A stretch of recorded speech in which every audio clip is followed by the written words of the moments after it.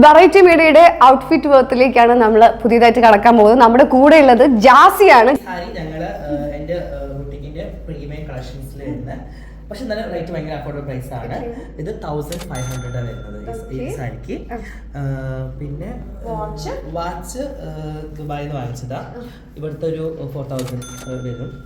പിന്നെ ഇത് രണ്ടും ഗോൾഡ് 80 കാരറ്റ് ഗോൾഡ് ആണ്. ഇത് 80 കാരറ്റ് ആണ്. ഇത് നോർമൽ റിംഗ്, ഇത് രണ്ട് സിൽവർ ആണ്. അല്ലല്ല, ഇത് മാത്രമേ ഉള്ളൂ ഗോൾഡ്.